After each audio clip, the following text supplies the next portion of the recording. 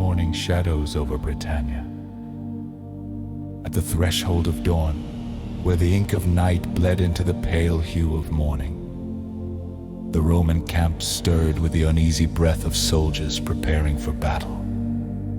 The air was thick with the raw musk of men and horses, underlined by the acrid wisp of distant fires painting the sky in bruised oranges and purples, a testament to the edges of their vast empire, flickering with rebellion. Decimus Calidus, a seasoned Roman centurion, stood solitary on the crest of a gentle hill that overlooked the camp. This was sacred ground for the solitary rites of a soldier preparing to march into the embrace of Mars. The chill of overnight dew seeped through his sandals, grounding him as he gazed towards the east, where the first timid light began to lace through the trees.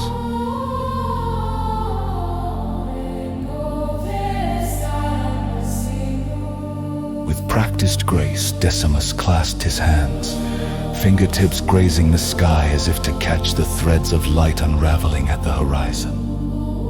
The crisp air filled his lungs with each deliberate breath, a consecration of his spirit to the inevitable path of war. Great Jupiter, Father of gods, see your humble servant. he intoned softly, his voice barely rising above a whisper, yet resonant with the stillness of dawn.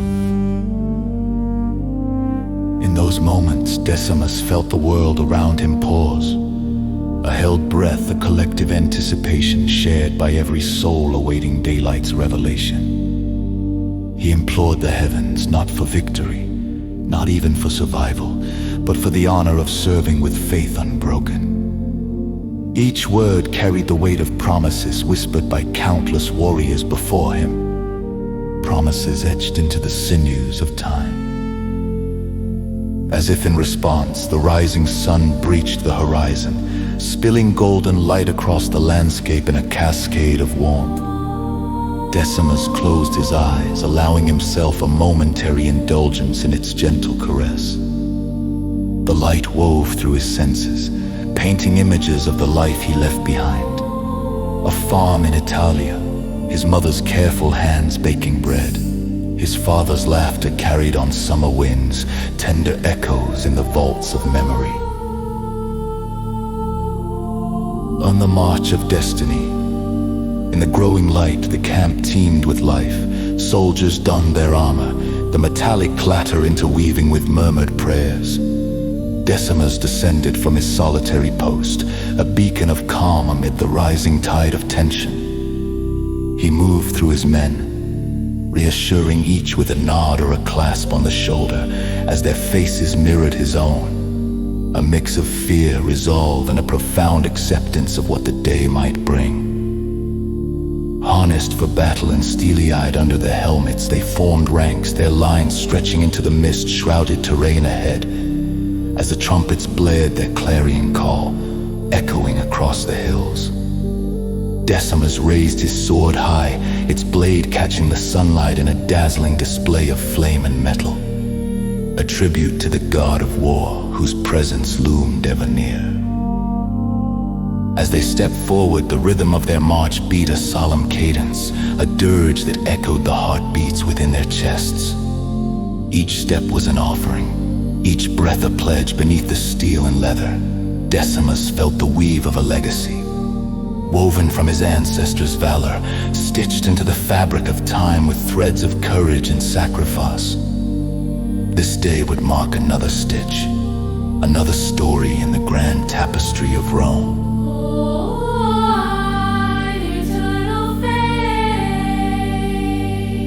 On the battlefield, as the sun climbed higher, its light now stark and unyielding, the clash of swords began, a symphony of chaos and courage. Decimus, amidst the fray, felt alive with purpose, each swing of his weapon in harmony with the fervor of his morning prayer. The cries of men, the clangor of metal, and the scent of earth and sweat formed an unholy chant, yet beneath it all ran the thread of hope and an unwavering belief in something greater. A As the battle raged, Decimus found himself face to face with a formidable foe, a warrior as resolute as himself, with eyes that told tales of kindred spirit. For a moment, time held its breath as they engaged, each movement a dance of destiny.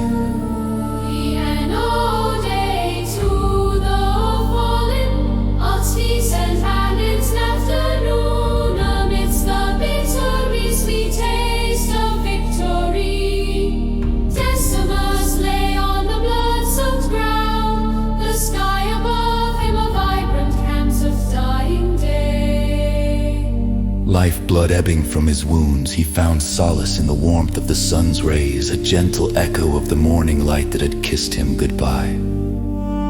He gazed into the heavens, grateful for the dawn that had granted him the chance to fight with honor and the grace to meet his fate with dignity.